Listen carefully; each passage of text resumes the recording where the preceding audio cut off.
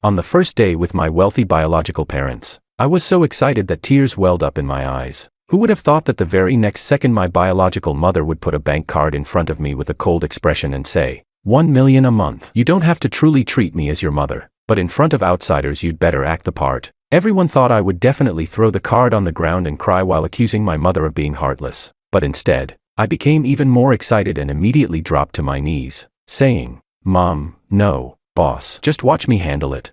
She frowned and added, "We brought you back this time to arrange a marriage alliance for you. The partner is some used up, damaged goods." Yet after hearing this, not only did I not get angry, I became even more energized. I suddenly stood up, my face filled with righteous indignation, and said, "This is a big job, you'll have to pay extra." Later, my fiancé said to me with red eyes, "I'm sorry, I'm not a good woman," but I simply smiled and replied, "What a coincidence. I'm not after the person, I'm after the money." Chapter 1. The first day back at the Wong family, my biological mother, Rosie, placed a bank card in front of me. I need to verify the card. That was my first reaction. I took out my phone, entered the card number and password, checked the balance, and tapped a few times on the screen. No problem with the card. Then I tried to look calm, but the corners of my mouth refused to cooperate. Rosie frowned and said, 1 million a month. Just act properly outside and don't embarrass me. I swiftly dropped to my knees and replied, "Boss, don't worry, just watch me." A mess. Rosie, the mother I had only just reunited with, clearly hadn't expected such a scene. "Get up, don't talk nonsense," she said. "You don't have to truly treat me as your mother, but you still need to call me Mom." "All right, Mom, whatever you say." I stood up neatly. My knees hurt a little, the marble floor was pretty hard, but the smile on my face never faded. 12 million a year. Forget acting like a loving mother and filial son. If she asked me to bark like a dog right here, I'd howl louder than anyone else. Chapter 2. Rosie leaned against the sofa. "Let's get the ugly truth out first," she said. "Your younger brother Makoto is an obedient child. To the outside world, you two are brothers, you're the older one. He's the younger. At home, he is my son, and the heir of the Wong family. You'd better remember your place." Right. My name is George, and my younger brother is Makoto." I stood straight as a pole, practically one salute away from standing at attention. "Don't worry. As long as the money's there. Makoto, no. Young Master Wong is my big brother. I know my place. I'll be young Master Wong's loyal sidekick and serve him properly." At that moment, a young man quietly walked down from the second floor of the villa. That was my biological younger brother, Makoto. Makoto looked me up and down, undisguised contempt on his face. "So this is my long-lost brother. What are you even wearing? Ugh, tacky." I looked down at myself. Yeah, it was cheap street market stuff. Not great, but at least my butt wasn't hanging out. According to the usual plot of novels and short dramas, this would be the moment when I should bravely talk back and deliver a clever counterattack. After a fierce verbal battle full of wit and courage, I would defend my dignity and successfully earn the admiration of the Wong family. But am I that kind of person? The bank card in my pocket hasn't even warmed up yet. "Young master, sharp eyes," I said with a flattering grin, bringing out the same sincerity I once used when persuading dancing aunties in the plaza to buy health supplements. "Young master, your judgment is spot on. I grew up in the countryside, chasing pigs today, herding chickens tomorrow. Of course I'm tacky. As for this whole older brother thing, that's only for outsiders. From now on, you're my big brother. I'm counting on you to let me enjoy the good life. Young master, I've just arrived. Please take care of me." Yes, my cowardice was executed perfectly. My barrage of flattery left Makoto frozen in place, mouth open, unable to squeeze out a single word for quite a while. Just as I was about to keep the momentum going and pledge even more loyalty while the iron was hot, Rosie spoke. "Enough. As long as everything's clear, let's eat." Chapter 3. As expected of a wealthy family, lunch was extremely lavish. While I was stuffing my face with my bowl and chopsticks in hand, a middle-aged man walked into the dining room. This man was my biological father, Simon. "So this is the one who came back from the countryside." He took off his coat and sat down. When he saw the way I was eating, he frowned. No manners. I couldn't be bothered to respond. Anyone who has worked like a corporate workhorse knows that part of your salary is basically compensation for swallowing your pride. This humiliation was part of the job. Simon sat down, drank a few glasses of wine, and when he saw me still devouring the food, he glared again and scolded. "Look at yourself. Since you're back, you'd better follow the Wong family's rules. Don't go out there embarrassing the Wong family." I calmly kept chewing on the lobster, quietly rolled my eyes, and continued ignoring him. Seeing that I didn't respond, Simon assumed I was intimidated and became even more arrogant. He swirled the red wine in his glass and said, Come to think of it, this brat is lucky. Got lost when he was little, and now that he's back, he can conveniently handle that situation. That Liu family is really unlucky. When rats give birth, each generation is worse than the last. That family is basically a pit of fire. If our Wang family weren't considering the business side of things, who would even bother dealing with the Liu family? It's disgusting. Perfect timing. A tacky country bumpkin matched with trash, just the right lid for the right pot. A perfect match. My biological father Simon spoke in a mocking, sarcastic tone while looking at me. Meanwhile, I chewed on abalone while thinking quickly, what exactly was this old man's problem? Where did all this hostility toward me come from? My mother putting pressure on me, that's to set rules and prevent me from getting any unrealistic ideas. My younger brother being hostile, that's because he's worried I might threaten his position as the eldest young master of the Wang family. Perfectly understandable. But Simon, this so-called father of mine, we're basically connected by nothing more than a single sperm cell. Do we even know each other? Yet the old man kept going, getting more and more worked up. Speaking of my father, he actually married into the family. So the three of us, Mom, my brother, and I, carry the Wang surname, while he's law. Thinking about it that way, with a strong-willed wife and a grown son in this household, Simon Law's position is easy to imagine. Oh, so the old guy is trying to find some parental authority and dignity by picking on me. But here's the real question. My $1 million a month salary includes tolerating my mother and my brother's bad tempers. But does it include tolerating my mother's husband's nonsense? I glanced at my mother, Rosie. At that moment, her face was expressionless, but her eyes were ice cold. Got it. Chapter 4. I stood up and flashed my father Simon a bright smile. Then I picked up a wine glass and smashed it straight into the plate in front of him. Food, sauce and wine splashed all over Simon. He froze for a moment, then pointed at me and roared, "Have you lost your mind? Are you rebelling against me?" I shouted back immediately, even louder than he was, "Dad, have you had too much to drink? You're talking nonsense. Who is the Liu family?" Even I, someone who just came back, know that the Liu family and the Wang family have been close business partners for many years. And yet you're insulting and slandering them here. What if word gets out and damages the relationship between the two families? What if the Liu family withdraws their investment? You're digging up the very foundation of the Wang family. Simon was suddenly burdened with such a huge accusation that he could barely catch his breath. Why you? That's bullshit. I'm just saying a few things at home. What's the big deal? What's the big deal? Walls have ears, I said with a solemn expression. You may be my father, but you're also a son-in-law who married into the Wang family. To put it bluntly, I'm just the tacky country bumpkin the Wang family brought back from the countryside. And you're nothing more than a simp being kept by the Wang family. We both live off the Wang family's wealth, but you can't eat their food while smashing their pot. Who gave you the nerve? Those few sentences hit Simon right where it hurt. He trembled with anger, unable to say a word. Enough. My mother Rosie's voice rang out at the perfect moment. Looks like everyone's finished eating. Let's call it a day. George, come with me. Chapter 5. After lunch, in the study. You're very clever, Rosie said to me. Thank you for the compliment, Mom. I stood obediently with my hands folded. Do you know why we brought you back? I smiled. Surely it's not because blood is thicker than water and you've been longing for your long-lost son.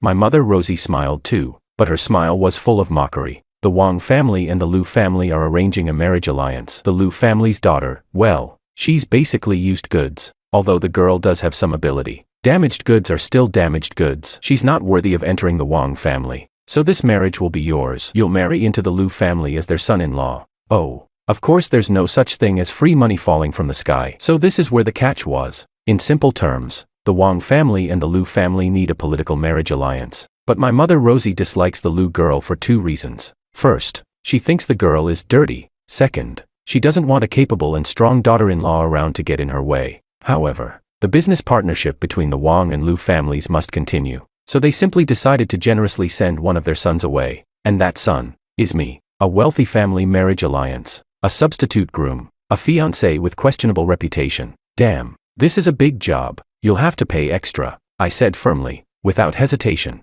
Rosie was clearly taken aback for a moment. Then she laughed again. This time, the smile looked much more genuine. Deal. Rosie took out a new bank card and pushed it toward me. There's 30 million here as an advance. From now on, you'll also receive an extra 500,000 each month as psychological compensation. As long as you can keep the Liu family satisfied, I'll personally decide that you get 20% of the Wang family's assets. I took the card with both hands and slipped it into my pocket. All right then, Mom, don't worry. No matter what condition that Miss Liu is in, I'll polish the situation until it shines. Good. The meeting is scheduled for tomorrow. Go prepare yourself. Understood. Chapter 6. Willow, the eldest daughter of the Liu family, my arranged marriage partner. I met her in a private club. Amid the blaring music, this so-called young lady of legend was sitting among a group of monsters and demons, and I mean that quite literally. The private room was filled with cosplayers, all wearing costumes with wings, tails, horns, and other bizarre accessories. As for Willow herself, she was dressed in men's clothing. Her hair was streaked with white, green, and red, bright, chaotic colors that immediately caught the eye. Bold, rebellious. That was my first impression of Willow. At the moment, she was sprawled on the sofa, a cigarette between the fingers of one hand and a glass of alcohol in the other, her face full of impatience. "Oh, so you're that tacky guy the Wang family brought back. I heard you raised pigs in the countryside. What's this? Did the Wang family send a pig farmer over to fatten me up like livestock?"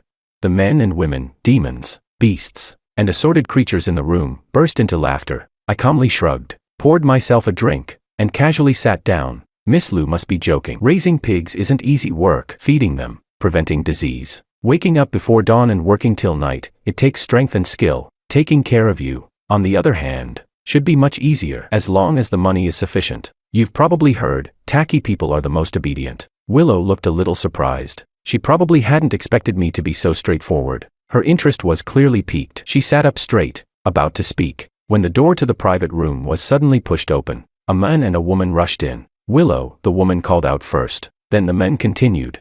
"Are you really going to marry some tacky country bumpkin?"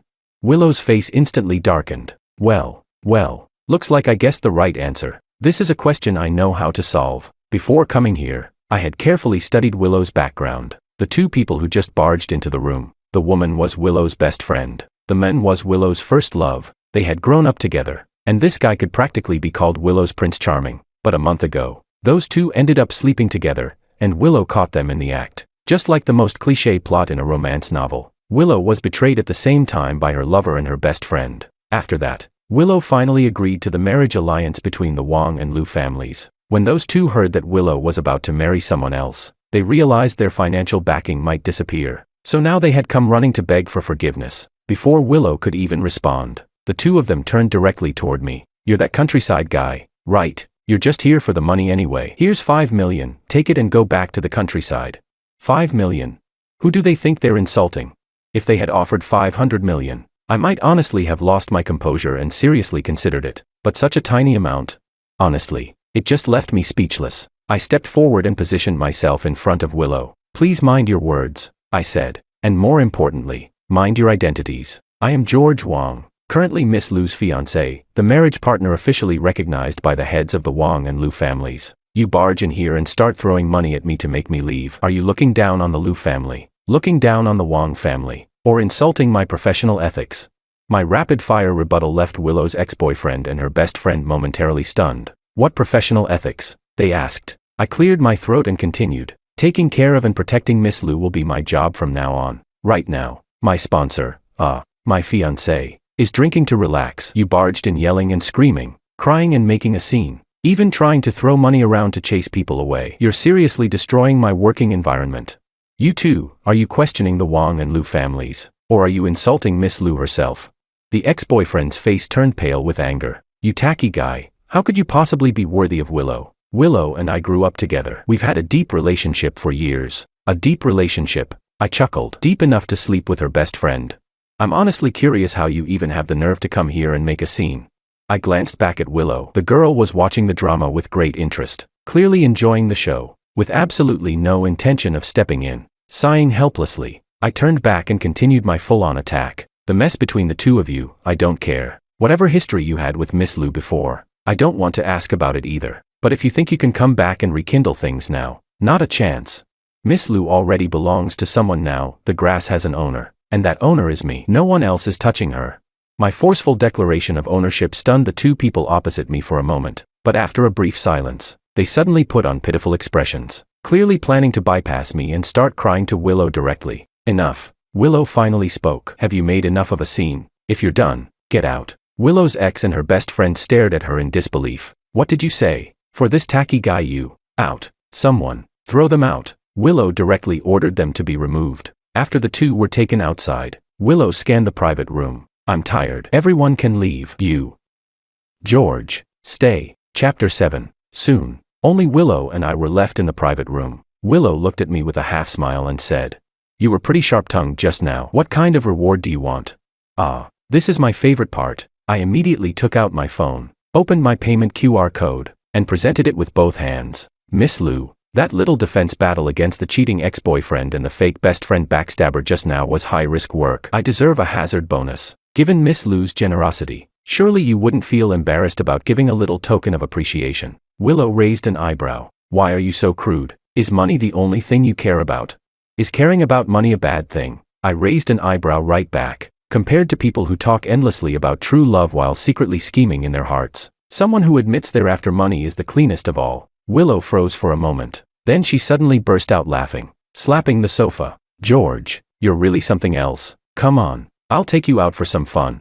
That afternoon, I didn't actually receive my hazard bonus. Instead, Willow dragged me to several luxury shopping malls and bought me several high-end outfits from head to toe, along with a few expensive watches. She even purchased a luxury car on the spot. As someone from the countryside, I couldn't even estimate the value of those luxury goods, but they were definitely worth a ridiculous amount of money. So that evening, wearing the designer clothes Willow bought me and driving the luxury car Willow bought for me, I took Willow herself to the restaurant she had chosen. It was the kind of Western restaurant where everything looks fancy, costs a fortune, and still doesn't fill you up. While I struggled with a knife and fork, battling a half-raw steak, Willow's phone rang. She glanced at it and immediately hung up. Then the phone rang again. Willow frowned and put it on silent. I said, "Those two from earlier again. Just answer it." Willow glanced up at me. "What? You're not jealous?"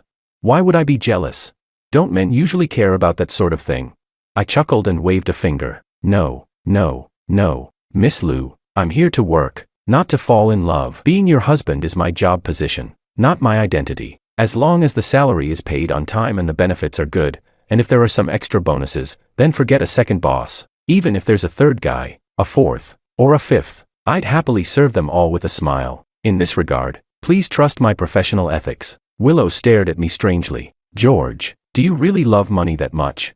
I stopped wrestling with the steak and said solemnly, "Of course, Miss Lou. Ours is a purely financial relationship. You're the boss, I'm the workhorse. Between us, money is the only thing worth discussing. With this marriage alliance, you can give the Lou family an explanation, keep the Wong family stable, and slap your cheating ex-boyfriend and fake best friend in the face. This deal is simple. You pay for peace of mind, and I take the money and get the job done. As for me personally, I'm not after you, not after your heart, and not after the Lou family's business. I'm only after the money. That's what you call professionalism." Willow stared at me for a very long time. Then she picked up her phone and handed it to her personal assistant. "Delete all contact information related to those two people. From now on, they are not to appear in front of me again." After saying that, Willow raised her wine glass, a faint smile curling on her lips. Suddenly, I think this marriage might actually be interesting. I clinked my glass lightly against hers and drank it down in one gulp. Pleasure doing business. Great. The big contract is secured.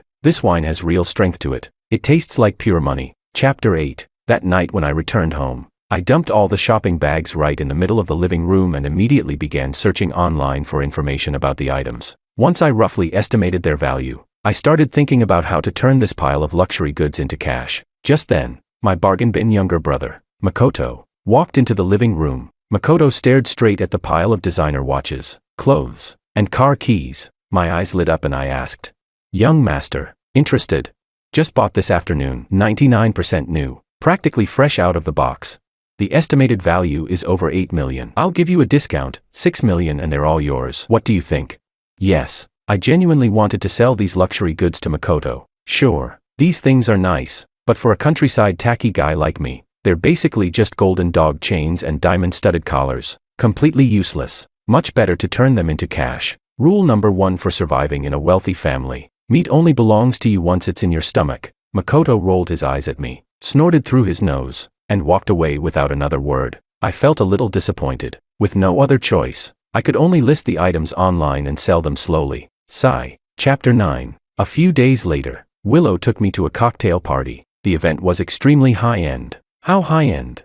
A team of 4 people surrounded me the entire time. 2 were responsible for my styling. 1 handled the clothing, and another was specifically assigned to teach me posture and etiquette. After they finished fixing me up, I actually looked surprisingly decent, almost like a refined scoundrel. As for Willow, she appeared in an exquisite evening gown. Honestly, Once she dressed up properly, the girl did have a certain charm. Willow hooked her arm through mine and whispered softly in my ear, "So, what happened to the things I bought for you?"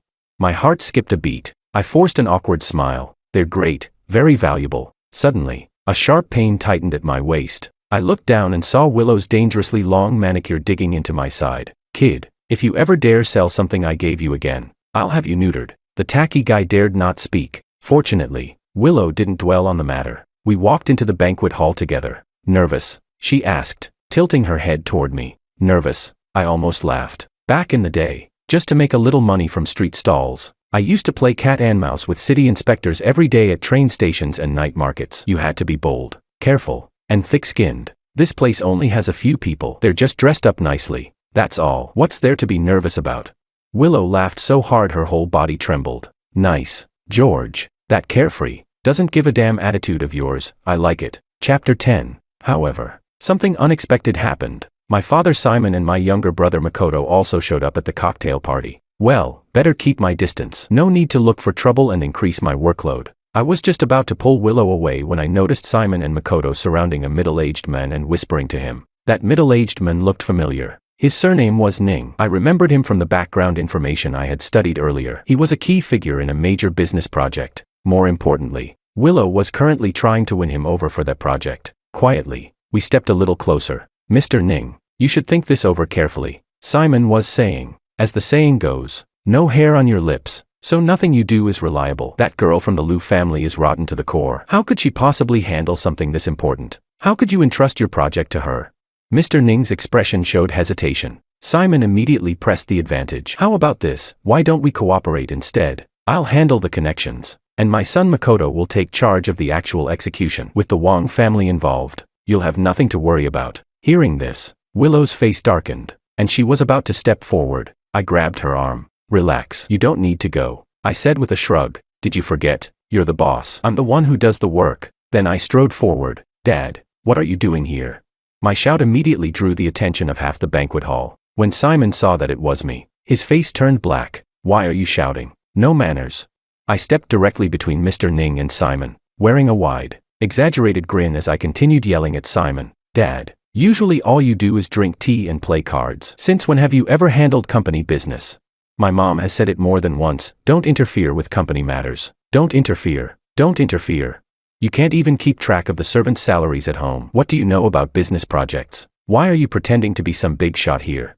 Low laughter spread through the surrounding crowd. "You little bastard. What nonsense are you talking about?" Simon sputtered with rage. I stuffed a glass of wine into his hand. "Dad, have a drink and calm down. If something happens to you, my mom will have to pay your medical bills." Then I turned to Mr. Ning, instantly replacing my expression with sincere politeness. "Mr. Ning, please forgive the embarrassment. To be honest, the men of the Wang family are somewhat lacking. But Miss Willow Liu, her capabilities are well known in our circle. She has the Liu family behind her and the support of my mother. Rosie, you're a leader in the business world. In the end, business is like a battlefield. It's real capital that decides everything." Behind me, Simon's lips trembled as he shouted. "Shut up, George, you ungrateful brat. Are you trying to rebel?" Mr. Ning was a shrewd man. He glanced around at everyone present, a faintly amused smile on his face, and then walked straight toward Willow, who stood not far away. "The young man makes a good point. Miss Liu, let's finalize the contract details another day and sign it." I calmly returned to Willow's side, completely ignoring Simon's furious curses and Makoto's venomous glare. Willow looked me up and down, then took my hand. "Come on," she said. "Let's go somewhere." Before the cocktail party even ended, we left the venue together. Chapter 11. By the riverside. The wind was a little strong. Willow, wearing her off-shoulder evening gown, was clearly feeling the cold. I took off my suit jacket and draped it over her shoulders. "Why did you help me just now?" she asked while looking at the river, without turning back. "That's a strange question," I said, somewhat puzzled. "I'm paid to do a job. You're my boss. Protecting your interests is part of my duties. If your business collapses, who am I supposed to rely on for my salary? Since I was little, no one has ever defended me like that," Willow said softly. "Especially when it comes to business. My parents died early. My grandfather is very strict with me. If I'm not outstanding enough, then I'm nothing more than a tool for a marriage alliance. Over the years, I've turned myself into someone like a man. I built a reputation for myself in the business world. I don't care what people say about me. I just can't afford to lose." Growing up, only those two people ever spoke to me sincerely. I never thought those two would also. Oh, those two were Willow's cheating ex-boyfriend and her backstabbing best friend. So that's the trouble rich people have. When you think about it, they lack nothing except love. I clicked my tongue, walked over, and ruffled her hair. Willow, don't you think you're being a little ridiculous? She froze and looked up at me. In this world, there's no such thing as eternal feelings or eternal love. Real, tangible benefits are the only things that are truly reliable. Whoever treats you well, you treat them well. Whoever treats you badly, kick them out of your life. You're the eldest daughter of the Liu family, with enormous resources and wealth, and you're still getting sentimental about this. I pointed at myself. Look at me. I struggled around the countryside for years, finally found my biological parents, and the moment I came back I was told to marry someone on behalf of someone else. Did I complain? Because I know very clearly that only when I have money can I live like a proper human being. I patted Willow on the shoulder. So stop sighing about it. Everything you have now is your confidence. There are plenty of people lining up to love you. Look at me, I'm already here, aren't I?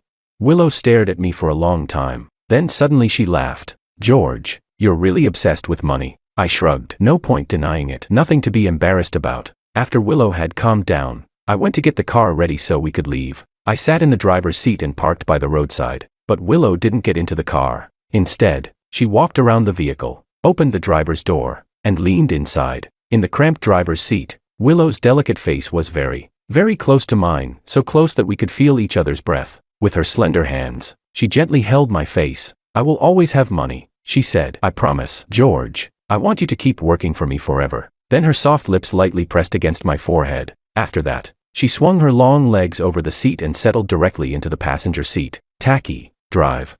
But I remained motionless, holding the steering wheel. After thinking for a long moment, I looked at Willow and said, Boss, we're not married yet. According to proper work procedures, I haven't reached the stage where I sell my body. So that kiss just now, you'll have to pay extra. Ugh, you hopeless money addict.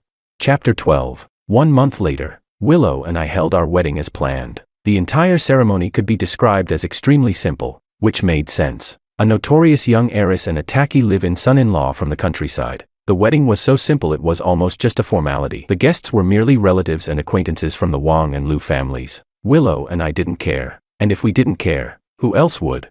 The only thing worth mentioning was that on the wedding night, Willow and I slept in separate rooms, which was perfectly normal. I was here to work, not to actually become someone's husband. I understood my position very clearly. After the wedding, I gradually adapted to my new life. Just when I thought things would continue peacefully, something happened to the Wang family. My father Simon and my younger brother Makoto had teamed up and invested a huge amount of the Wang family's liquid funds into some so-called cutting-edge tech project. The result? The project owners ran away with the money. At the same time, a batch of projects under the Wang group reached settlement deadlines. The Wang family's cash flow collapsed immediately. That evening, the 3 members of the Wang family sat neatly in the living room of the Liu family's villa. Simon looked exhausted. Makoto lowered his head, trying to make himself as inconspicuous as possible. Even my mother Rosie didn't look well. Simon ignored me entirely and spoke to Willow with a flattering expression. Willow, this time I misjudged things and suffered a loss. Right now the Liu family has plenty of liquidity. Since you're the eldest daughter of the Liu family, could you inject 1 billion into the Wang family? Willow glanced at me and said calmly, for something this important, I'll listen to George. After all, he's my husband. Nice. She kicked the ball straight to me. 3 pairs of eyes instantly locked onto me. Out of respect for my job, I had to take the pass. We're not investing the money. Simon froze. What? What did you say? I said we're not investing. I took an elegant sip of tea and continued. In the entire Wang family, aside from my mother, you and Makoto are bottomless pits. Willow's money is part of our marital assets. Using my money to fill the hole you two dug. I don't agree. Simon exploded in anger. You ungrateful bastard. If it weren't for the Wang family, you'd still be feeding pigs in the countryside.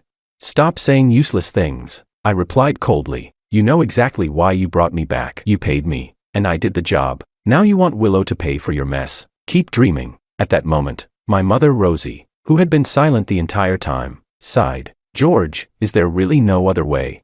I looked at the woman who had given birth to me. Inside, there was no expectation, no emotion. Mom, when you brought me back, there were 3 purposes. First, to play the role of a filial son. Second, to marry into the Liu family. Third, to stabilize the relationship between the Wang and Liu families. I've done all of that, but now you want the Liu family to bleed heavily just to patch the Wang family's hole. That job, I'm not taking it. Simon went completely mad with rage. He suddenly stood up, ready to lash out, but Willow reacted faster. With a wave of her hand, the Liu family's bodyguards immediately stepped in, surrounding and protecting us. Someone, Willow said calmly, show them out. That night, the 3 members of the Wang family were thrown out. Chapter 13. After the Wang family left, the matter didn't end there. Within a few days, a storm erupted. Cold-blooded rich heir drives his own father to death, refuses to save family business. Inside, the rise of the Liu family's live-in son-in-law, eating the Wang family's food while smashing their pot, exposing the scandalous romantic history of the Liu family's eldest daughter. Similar articles flooded the internet, and public opinion exploded overnight. No need to guess, the Wang family had made their move. They had even teamed up with Willow's cheating ex-boyfriend and her backstabbing best friend to stir up chaos. The entire internet cursed me as an ungrateful traitor, a parasite, saying I didn't deserve to live. The Liu group was hit hard. Its stock price kept falling, and Willow Liu's phone rang non-stop. At the peak of this storm, I went to the Liu group headquarters for the first time and walked into Willow's office. Willow looked exhausted. When she saw me, she forced a smile. Don't worry, as long as I'm here, this little storm is nothing. For some reason, her words warmed my heart. I nodded and handed her a phone. The next day, several audio recordings began circulating online. 1 million a month. You don't have to really treat me as your mother, just act the part in front of outsiders. We brought you back to arrange a marriage alliance. The partner is some used-up damaged goods. A tacky country bumpkin matched with trash, the perfect lid for the right pot. Public opinion ignited once again, this time sparking even greater debate. But now, the narrative was no longer one-sided against Willow and me. Some people still cursed me as ungrateful. Others began to think my actions were understandable. Some questioned whether the entire incident was even real. And many were simply spectators enjoying the drama. The public conversation started to split. Once that division appeared, the Liu family's public relations team finally had room to act. They steadily pushed their strategy, muddying the waters and slowly waiting for the storm to pass. Those recordings were, of course, real. I had recorded them myself. Remember the first day I reunited with my family, the moment when I verified the card? After checking the bank balance, I tapped my phone a few times. That was when I started the recording. At first, I only did it because I was worried the Wang family might go back on their word once they got what they wanted. I figured that if I had the recordings, at worst I could squeeze out a little compensation. I never expected that, by pure coincidence, those recordings would end up saving my life. Chapter 14. 3 months later, public opinion gradually died down. The Liu group stock price quietly climbed back to its previous level. As for the Wang family, they had already gone bankrupt and entered liquidation. My mother Rosie showed remarkable decisiveness. She auctioned off all the remaining family assets and took the Wang family members abroad to start over. One evening, I walked into the dining room and saw a table full of delicious food and a huge cake. I looked confused. Willow, wearing a simple home dress, gently swirled a glass of red wine and looked at me. Today is your birthday. I didn't organize a big celebration. Let's just eat and drink at home. I shrugged indifferently. I hadn't celebrated a birthday in years. This dinner, I could treat it as employee benefits. Maybe alcohol really does help people loosen up. Or maybe it simply gives cowards courage. As we drank more and more, somehow we ended up rolling onto the bed. That night, the room was filled with warmth and intimacy. The next morning, I looked at the ambiguous traces on the sheets. Slightly surprised, I glanced at Willow. She looked away, a faint blush still lingering on her face. By silent agreement, neither of us said anything. Life still had to go on. And for a tacky outsider who accidentally stepped into the world of the wealthy, my money-making life had only just begun.